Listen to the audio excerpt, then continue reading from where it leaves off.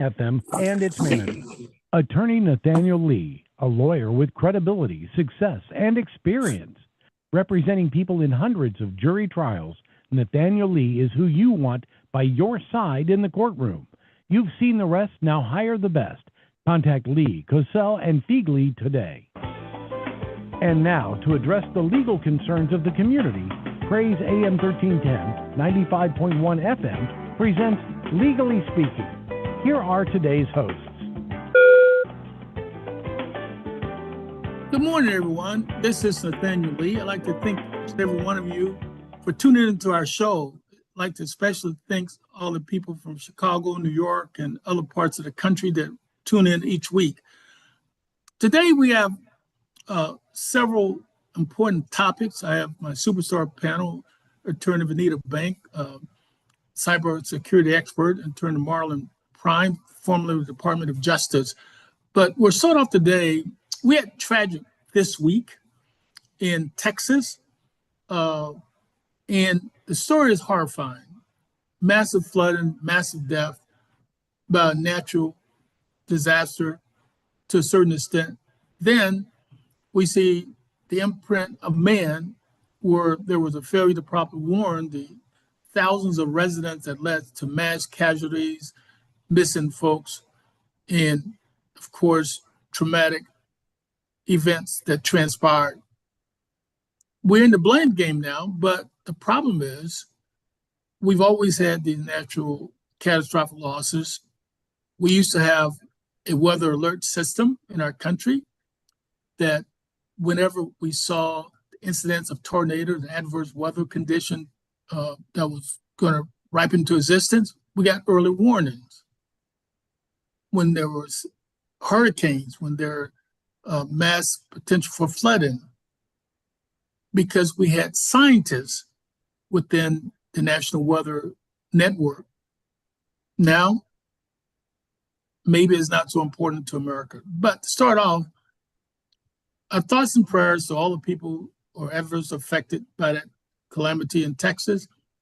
But for my panel, I made a couple calls. I was surprised at this point that there were no lawsuits filed. Why is that? I was just curious. It seemed like there's a lot of blame to go around here as to why all these people died. Any thoughts? Well, my initial thought is that there are no lawsuits yet, that I'm sure as time passes that there will be multiple lawsuits filed. This is such an unfortunate and tragic situation. And many times you hear public officials talking about, thoughts and prayers to the families. And we need more than thoughts and prayers. We need action in this situation and others, as we see FEMA being potentially dismantled. I just saw a report that the Secretary of Homeland Security, Kristi Noem, is requiring that for any funds over $100,000, they must be approved by her. I'm also concerned that we are in a time where government funds in these types of disasters may well be disseminated based on politics. And that's just totally unacceptable from my perspective. Texas may get funds, but if this happened in another state, then like California, then based on politics, they might not get the funds. And that's just totally unacceptable. The whole concept of FEMA is that it's a safety net for our states and local communities when these tragedies happen, that the federal government will come in and provide resources to get people back on their feet. So one of the things I think your listeners need to be aware of is that there's an attack on this concept of federalism, whereby a number of conservatives are saying, hey, eliminate or lessen FEMA and send all this money back to the states. And what's perhaps going to happen is that these states will not get as many resources, and resources will be allocated unequally across states. The poor states, certainly, will not be able to provide as much assistance as more wealthy ones. So that's something that your listeners need to be aware of. But I agree with Attorney Banks that there may very well be litigation, especially we're hearing press reports that there were some delays in warning systems being issued to the public. And one press report indicated there was a delay of about an hour, and that could have made a big difference because the flood waters move so rapidly. So we'll have to wait and see what happens on that front. One of the things, Attorney Banks and Prime, one of the things that grabbed my attention was the fact that they had these cottages for these summer camps, but one was recently approved in a flood zone. And I was thinking to myself, only an idiot would do that. Why would you approve for a summer camp in a flood zone when each year they have flooding in Texas somewhere? It didn't make any sense to me. I was thinking, whoever the architect, engineers that approved that, certainly I was concerned because that led to the loss of children's lives. And I was really heartbroken to hear such gross mismanagement by government officials, coupled with the fact that they rejected the Build Back Better money to do improvement to their safety net system because it was from Democrats. And so they took the money, according to the news report, and they spread it out and ended up buying stuff for the sheriff department there and different agency, but it was not allocated for the safety net that the government gave them the money for. And then they showed video of their council meeting, and this thing just bothered me that they could be so far out of bounds on this. And it speaks to me to the point whereby it seemed like it's evidence of criminality, not just gross mismanagement, but, and that was my take on it as I observed this from a distance. I don't know how accurate these reports are, but they're flooded with these reports and videos of their meeting and stuff that you could readily access over the internet. And so hopefully the lawyers get a hold of this and they get this figured out, because usually they do. Attorney Lee, also there are reports from former public officials in and around the state and county that as early as 2016 that officials were warned that that flood warning system was antiquated and marginal at best. So this just seems absolutely senseless from my perspective. Yeah, we have to be careful about this move for deregulation. I know that there are a lot of people out there that say, hey, there's too much regulation, there's too much red tape, but some of these rules are for a reason. So when you talk about the issue of floodplains, there's been a push just across the country to eliminate regulations in terms of the acquisition of land, drilling, things of that sort. And I think we just have to be really wary of that and really kind of take a pause and make sure that it's not going to come back and bite us, whereby we've approved use of land in a floodplain. It's there for a reason. Absolutely. And from everything that I'm reading, many located in the areas affected lacked flood insurance because it's too expensive. Okay, the next issue that's, I think, one of the critical subject matter, of course, the attack on diversity, equity, and inclusion is so adversely impacted our community. But now there's a bill that was passed, that was signed into law on July 4th by the current administration, the so-called Big Beautiful Bill, or Big BS bill. But I'm going to cover some of the important aspects of the bill so we make it clear. The first thing that I thought was critical about this bill, when you do a bill, you're trying to make a budget where you simulate what your revenue versus your expenses. Very simple. So in a utopia world, a real world situation, you're trying to spend only the money you take in theory.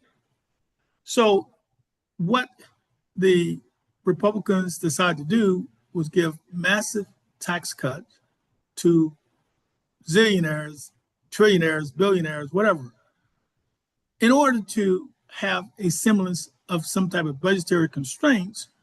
You have to then trim money from the federal budget to offset the loss in tax revenue. Very simple math, right? So the first thing I want to talk about, Medicaid cuts. Medicaid is an important program that affect so many of us. Like for example, when you go to nursing home, Medicaid, if you become disabled at work and you're under 65 and you don't have the money to pay your hospital bill, you get Medicaid. And so Medicaid affects so many of us in so many ways. But the first thing I noticed from the bill, the Medicaid changes to cut $930 billion over 10 years. That's $930 billion. And so in Indiana, for example, in order to deal with this reduction in Medicaid funding, our governor decided to stop advertising health insurance. So now you have to try to figure it out. So even to apply for Medicaid, you have to go through different steps to try to locate it. Whereas before, it was readily available and advertised on TV. Not anymore. So what did they do? Somebody thought it was a good idea to impose new 80-hour monthly work requirement on able-bodied Medicare recipients between ages 19 to 64 without dependents starting in 2026. So why is that significant? Well, how do you determine who's an able-bodied recipient? A lot of people are getting Medicaid because they're sick. They're in the hospital because they have illness or injuries. And so or they become disabled, like partially paralyzed, they go to a nursing home, they're not gonna be able to work. And so I was just curious, how or why do you think they put this type of provision in a Medicaid bill? I was just curious, what's the purpose? I don't get it. Well, the Holy Grail has been to repeal Obamacare, or the Affordable Care Act. And during the first administration of President Trump, they fell a few votes short. And there have been, so many votes to try to, rid individuals of the ability to get covered. And so, this is kind of just like a back end attempt to just,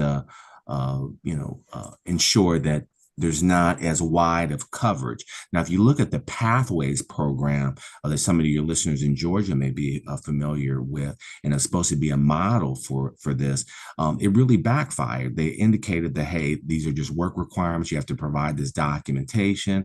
And the problem is that it was so hard to upload the documentation. It was so hard for it to be accounted for. And there were a number of people that got cut off of Medicaid. And I think your listeners have to understand that, yeah, it makes sense that people should work. But the problem with these rules is that you have antiquated systems. Sometimes you're unable to keep up with the documentation. The documentation requirements are very onerous. And so that's problematic. The other problematic thing is that you want to have a safety net in case you lose your job, because we do not have universal coverage in this country. Most insurance is tied to your job. So nobody can guarantee that you're going to, maintain your job, or something may not happen. You need that safety net. So what Obamacare was basically trying to do was expand Medicaid so that there would be a safety net and people would be covered. And the problem the whole idea behind Obamacare was that if people do not have insurance, they show up in the emergency rooms and they're not able to pay. And that's the most expensive place to get care. And so it's uncompensated care. And so these hospitals are having to eat those costs, and it's putting a big hole in the budget. So by doing this, by cutting, this Medicaid and medical benefits, it really has an adverse impact on us all in terms of the budget, in terms of our healthcare system as well. So it's very unfortunate in my view.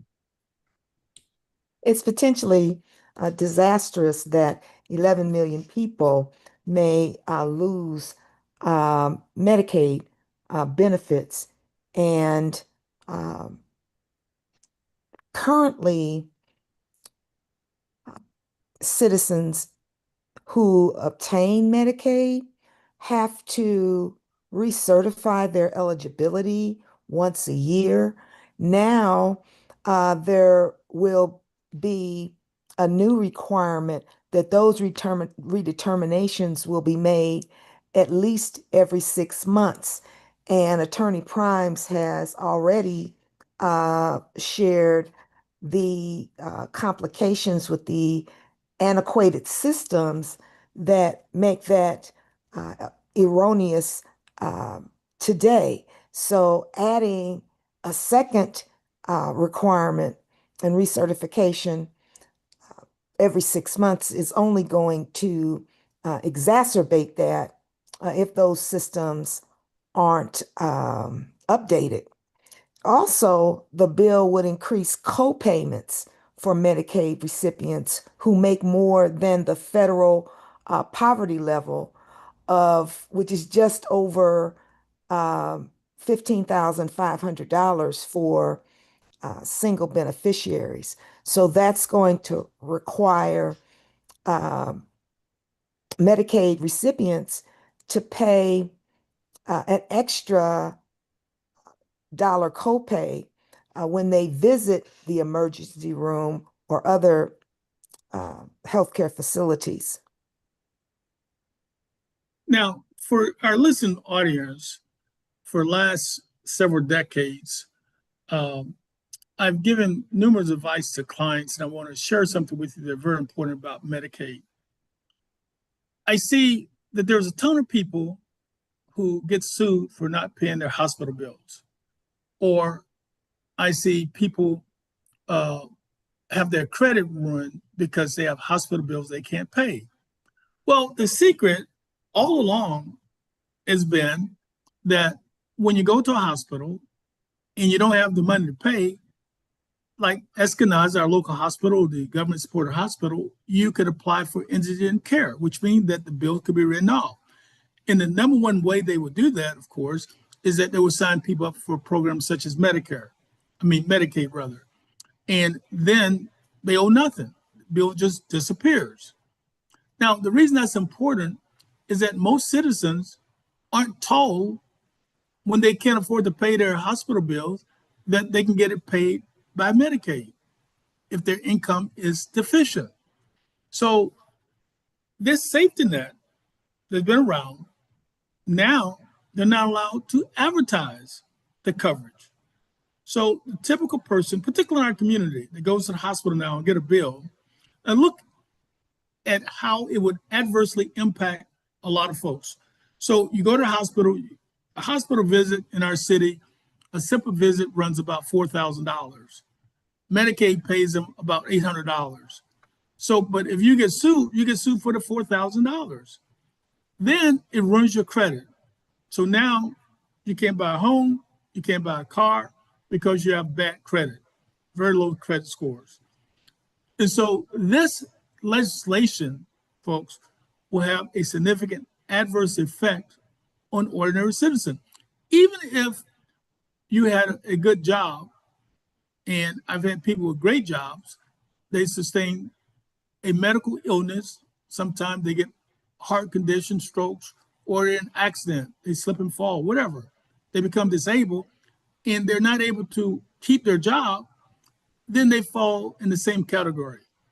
And because of that, this safety net won't exist in a couple of years as it is today. And so I'm concerned about it because it's going to have more of an adverse effect on our society than most people realize. And I'll get to the different aspects of this later on. But one of the other things that Council Bank talked about is that the requirement to conduct eligibility checks every 6 months instead of annual. Now, the reason that's important is that the paperwork process of any government benefits disqualifies folks because it's not completed timely or correctly. So what they're doing is excluding people from the process because of paperwork or lack thereof. And it's shameful. It's going to create more of a burden on the average citizen who need this important medical assistance in their time of need. And so I want to make sure everybody understands that this Medicaid ruling will have a significant effect on more people than you realize, because today you may be healthy, but good Lord didn't promise you'll have the same health tomorrow. And that's why this is such a big deal in my mind. All the while, where we're seeing massive tax cuts to millionaires and billionaires, again, this bill is going to leave, by all estimates, 11 million people without health insurance. And as Attorney Primes stated, this is just a backdoor attempt to negatively impact Obamacare, which currently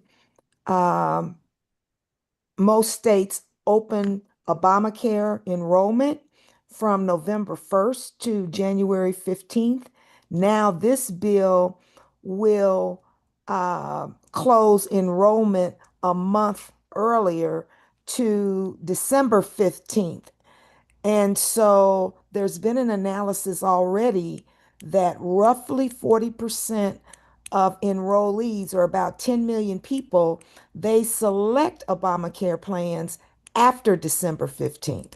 So that's something important to know as well, and could be disastrous for so many people who rely on Obamacare. Wow, that's an important rule, Counselor. That is so important. You know why? Because so many people are going to get the shaft because they're going to miss the deadline. But go ahead. It missed the deadline. Yeah, the other point that's really important for people to understand, and has been mentioned before, is that one of the biggest reasons for bankruptcy are medical expenses. Right. And so if we eliminate that social safety net, you're going to see a greater spike in that. And not only is it going to, ruin individuals' credit, but the other thing is that there's a new practice that many employers are doing background checks and disqualifying applicants if they have filed for bankruptcy or if they've had credit issues. So that's a concern. The other problem is that there's mass layoffs with the federal government, and as an important Supreme Court decision indicated a number of years ago, indicated the government, for good or for bad, is a great teacher. So we're going to see a lot of people in the private sector that are doing these mass layoffs as well. And since medical insurance in this country is tied to this job, you're going to leave a number of people that are going to be uninsured, and they're going to need that safety net. So it's very, very troubling. Wow. Okay, Emma, you had a question coming for us today about the big, beautiful bill. Go ahead, sir. You're on mute. You have to unmute, sir. Okay, Brother Nate, can you hear me? Can you hear me? Loud and clear. Go ahead. All right, good. Thank you. Thank you. And hello to everyone and all the great attorneys that we have here. Really appreciate you all. This is near and dear to me. I've been a healthcare professional for 30 years in February. 30 years. Did a lot of traveling back in the day, all over different places in different states, helping set up labs and different facilities.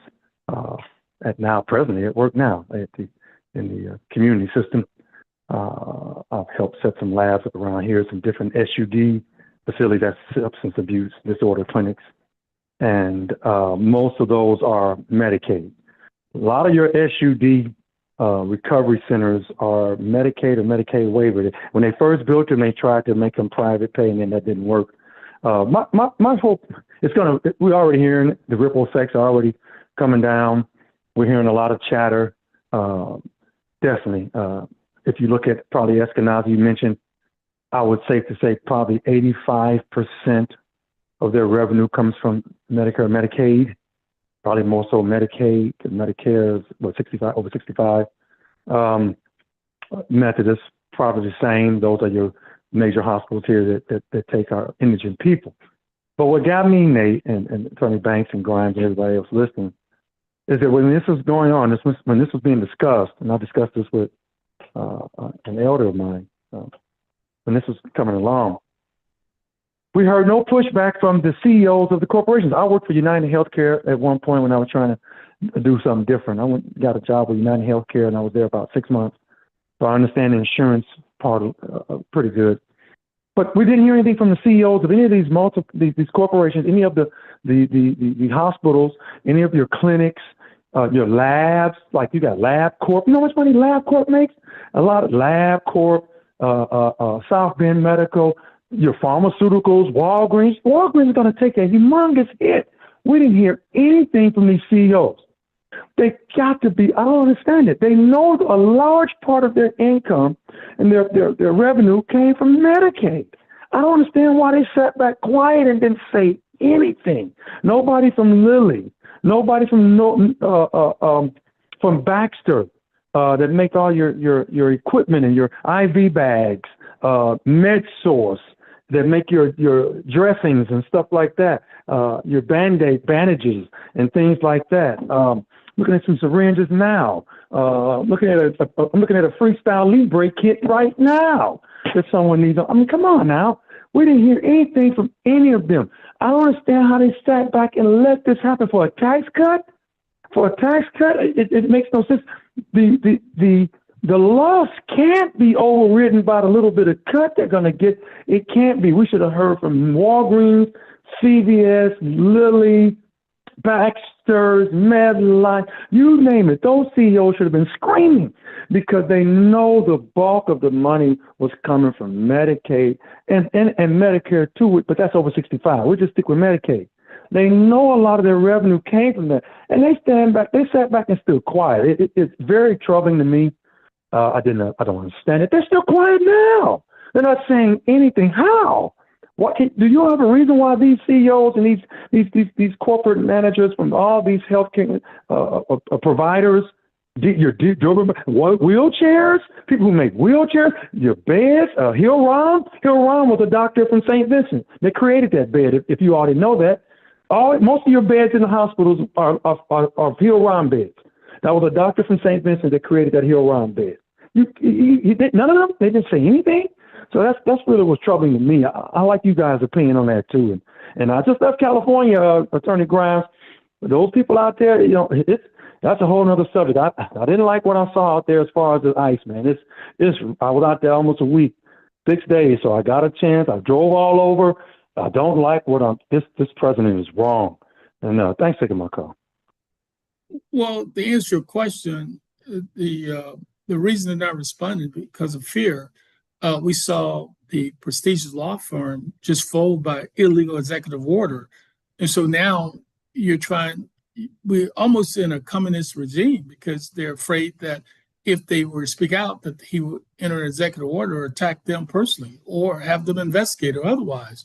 So we're seeing a decline of democracy in America. And that's what the consequences are. But there's one thing I want to point out that's important. A study by the Institute of Taxation and Economic Policy found that in 2022, undocumented immigrants in the United States paid $96.7 billion in federal and state and local taxes. $59.4 billion were paid to the federal government and $37.3 billion to the state and local government. Now, the reason that's important is that this bill ends subsidy for immigrants who are seeking asylum and refugees. So they're going to end these benefits for people that are paying billions and billions of dollars in state and local taxes, which mean that now they're paying taxes. They don't get Social Security. They don't get unemployment benefits. And now they can't get Medicaid coverage.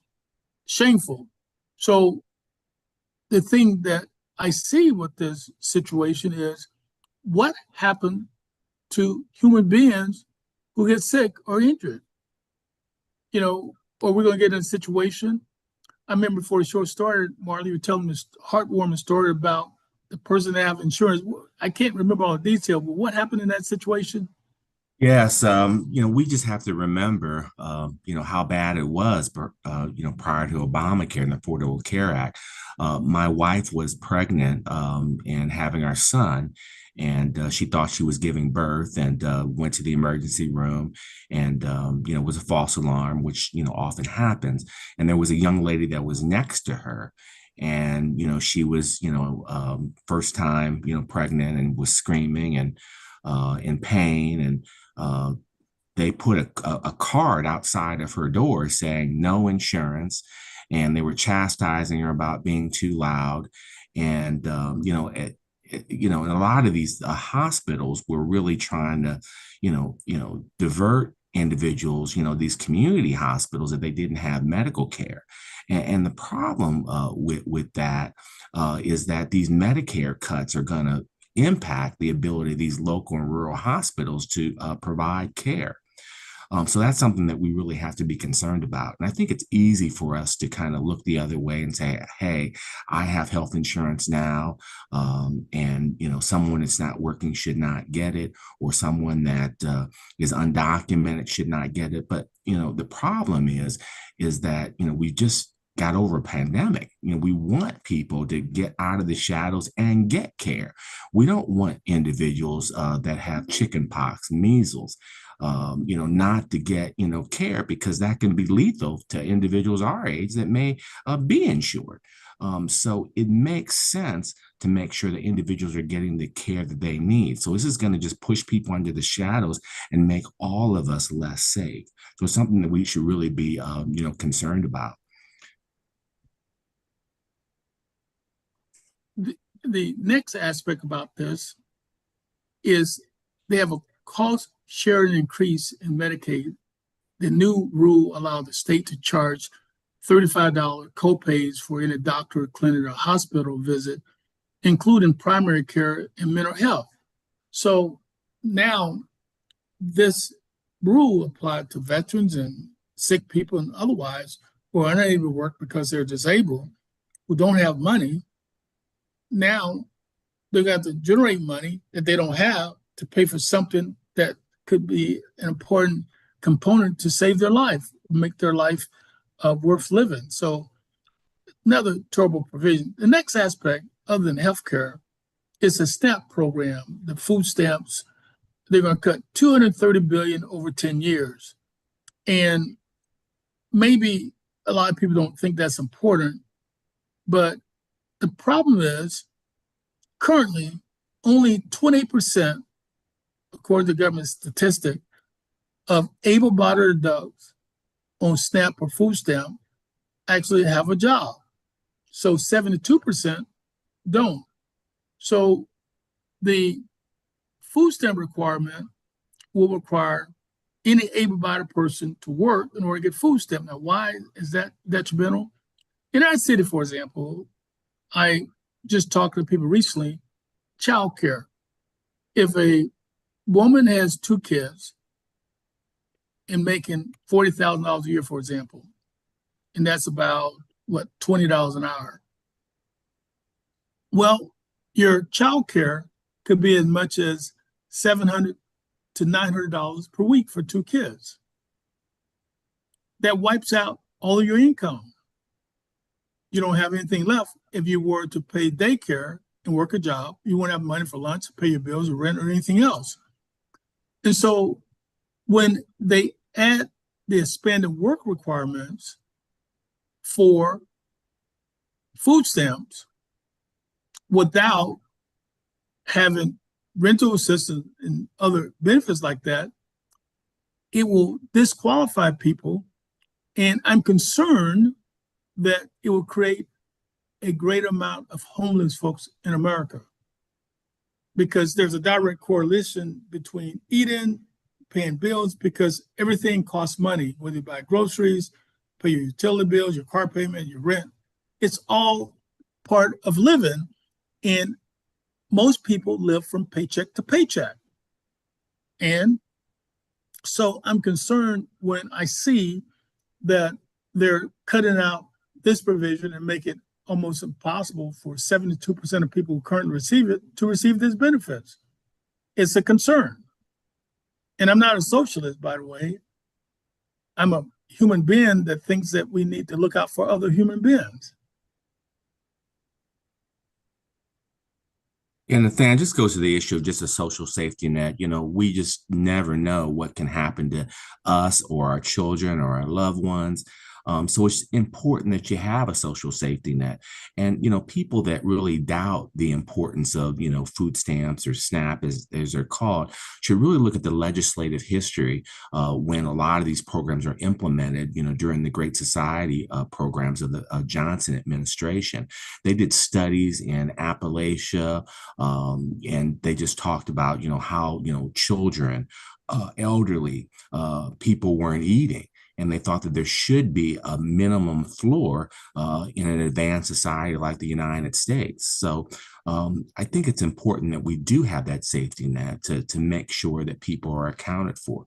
The problem in terms of documentation, on its face, it sounds reasonable, but for the same reasons we talked about the documentation regarding Medicaid being problematic, is also problematic for SNAP benefits, because it's about uploading documents, about having an antiquated system, and someone could have the proper work history, but not be able to document it, and therefore lose important benefits. So it's certainly problematic. And while Medicaid helps Americans suffering from poor health or the inability to pay for medical services, we refer to it as the SNAP program, which is a supplemental nutrition assistance program that helps poor people afford groceries. And right now, approximately 40 million Americans currently receive benefits through SNAP, which is also known as food stamps. And based on a one calculation, 4 million SNAP participants may lose these benefits, and there's no excuse for people in this country to go hungry. I'm sorry. It's just unacceptable. Yeah. Well, the next part is also devastating. Rural hospital crisis. When hospital develop a budget, they don't develop a budget for 2025 and 2025. They have to plan years in advance. Like, for example, they get contracts with vendors, doctors. It may be a 1-year contract, a 3-year contract, a 5-year contract. So they have to have revenue to meet their contractual obligation. And so what we're looking at is the financial impact from hospital will be $321 billion in losses over 10 years, plus $63 billion in uninsured patient costs, according to these studies. Now, the net result is, starting in 2026, we're going to start seeing rural hospital closing at a record pace. And that's going to go into 27, 28, 29. And so what that means is, I was watching a TV interview. They were talking about in Kentucky, they had these rural hospital in one county. And when that closed, you go to the next county. But the problem is the rural hospital in both of those counties over the next 3 years are both expected to close. And so that means that the person who have a medical emergency may have to drive about 80 miles to get to a hospital. And so I think that these rural hospitals don't affect just minority, therefore affect citizens of all races. And so I think that when people look at this component of the bill, that they're going to consider this as a shameful attack on American citizens. Is wrong, and it's something in which the American citizen must band together and as a unit work to defeat this terrible onslaught of the eradication of norm and fair play for all citizens. The net result is this bill is designed to give rich people additional tax breaks. So, and that's why you're cutting out all these programs. So whether you voted Republican or Democrat, we're going to equally be assaulted in terms of a financial impact from these draconian cuts. Now, Now, we've seen numerous polling regarding the public reaction to this bill, and 64% of Americans view this bill unfavorably. And that number, that support of this bill is dropping tremendously when people learn what the impact is with respect to health care. but Mark, what I don't understand is that when we see all these cuts, you were in the federal government, this doesn't make sense. You have these rapid cuts in the federal employment, and how does that affect the morale of people like yourself? You work in the government, you spent your whole career working in the best interests of this country. It's got to have some negative effect on the federal employment people. It really does. I worked very hard when I was at the, work for the federal government, the U.S. Attorney's Office, and my colleagues did as well. But it is a morale buster, and it seems as though we're just going full circle. We're kind of saying the same thing as it relates to food stamps, as it relates to Medicare. And if we don't really remember those lessons, we will kind of repeat those mistakes. The same mistakes took place in the federal government. As I've said before, the reform that allowed protections for federal employees really started in my home state of Ohio by the name of a Senator Pendleton. And there was a Pendleton Act that was passed because there was so much political patronage, and it led to the assassination of President Garfield, who was an Ohio president. So what happened at that time, it was a saying, to the victor goes the spoils. Everybody was replaced when a new administration came in. And what individuals recognize is that it wasn't serving the public because there were people that just weren't qualified for their particular position. Then in the presidential year, no one was doing any work because, they knew that if the president that appointed them lost, they would lose their job. So then you had the Civil Service Reform, the Pendleton Act. Then you had the Civil Service Reform Act in the 1970s. And now we're just going full circle. And it's not going to be in the benefit of the overall citizens of the country or the public in general if we're not having a stable federal government workforce. These folks do a lot of very important things, not only at the Department of Justice, the Food and Drug Administration to make sure that you have safe food, the Securities and Exchange Commission to make sure there's not fraud, and that's going to vastly adversely impact our economy. Individuals that regulate the banking system, your water that you drink. You want the very best, and you want people that have institutional knowledge, and you want them to stay for a period of time. So what's happening right now is there's just been, the Supreme Court basically gave the green light for there just be mass terminations. And it's something that's really going to, impact our society adversely. Even those that do not have federal jobs, I think it's going to have an impact on us all. And again, if we don't remember those, mistakes of the past, if you look before the Food and Drug Administration was passed, you had, babies getting sick and dying from adulterated milk and food. People didn't have confidence in our food system. People didn't have confidence in our water system. They didn't have confidence in our system of justice to make sure that you have experienced people knowing what they're doing handling cases. So if we're not careful, we're going to really go back to those days. So in answer to your question, yes, it's substantially impacting morale. And I think it's a clear and present danger to our overall public. It's an existential threat to Americans here. And you named a few of those critical agencies, Attorney Primes. Another one is OSHA, which has historically protect the safety of workers in the workplace.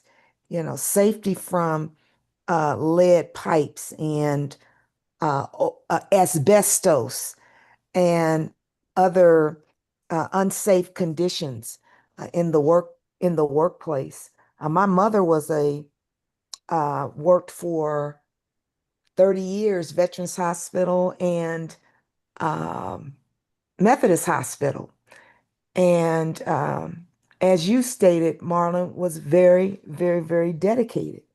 And so gutting the federal workforce this way is just not in the best interest of this nation. Attorney Banks, you've had an Just one other outstanding, thing. Oh, just one one other second. Attorney anecdote. Banks, you've had an outstanding career in corporate America. You worked for corporations, some of the largest corporations on the planet. And, you still work for corporation. From the corporate perspective, Emotech raised it. Why in the heck your corporate leaders are not speaking out about these draconian type policies from a corporate standpoint? What's the problem? I understand that the rationale is given that it is fear and that, people are wanting to keep their heads down, but I really just don't buy that. I just don't. And so I'm just not sure about why. I was reading as the current president was running for office, and in certain corporate meetings, high level, executives were, sharing quietly, what a joke some of these the president's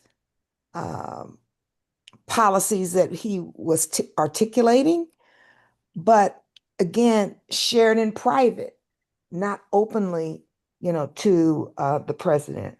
And so it just seems like corporate America, our U.S. Congress, our state representatives across the country, everybody has capitulated to this president, including the Supreme Court in its declarations as well. So it just makes no sense to me. Well, both of you, this is what I don't understand. In Indianapolis, the big dog in town is Eli Lilly Pharmaceutical. And Lilly makes some incredible products. But a lot of people that purchase those products, their own insurance is Medicaid or Medicare, right? So when these restrictions hit and those folks lose coverage, then that means that these products, the Monjuro that costs $2,800 per month if you don't have insurance coverage, I got to believe that the collateral effect of uninsured America would have a significant impact on the corporate financial bottom line. It has to affect them by year 3. I don't understand any way around that. And so I was just surprised that what Emotech talked about that the lack of defense by corporate America to something that they know is going to hurt their bottom line. They got to be thinking about this. I mean, this is not anything that requires any deep thought process. People pay for medical supplies with insurance coverage. Most people can't afford to pay the amount. Even a simple hospital visit, for example, for the benefit that you get a bill for $4,000, the most insurance company pays about $800. Every now and then $1,000, but they never pay more than 25%. And so the net result is, with all these uninsured Americans, who's going to buy those products? And that's what I'm concerned about. Maybe when our caller, Joyce Avery, can explain to her, what's the issue, caller? Oh, Nathaniel, I appreciate you taking my call. I'm just so amazed that I got through. But my question would be on this issue of the city, and I'm just all over the place. In the past, I have dealt with you. I need to have my records expunged because for some odd reason, they seem to think I'm a threat. So, you handle my divorce. You seem to know my name.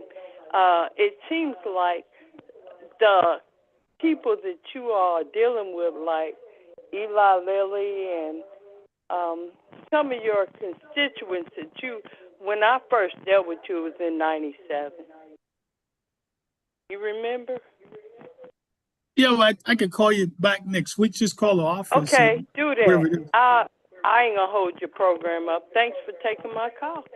Okay, Ms. Avery. You know, Attorney Lee, corporate America's, at least to date, relative silence on these cuts stems from just a whole variety of different factors, including, at the top, from my perspective, political considerations, potential financial impacts, and there are different priorities from various stakeholders. It's possible that many corporations, believe it or not, may not be fully aware of what the impact might be on their corporate interest.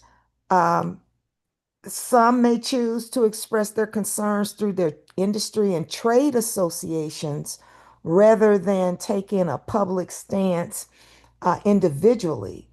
Some may support some of the specific changes that, in their view, might mitigate some of the negative impacts of the Medicaid cuts.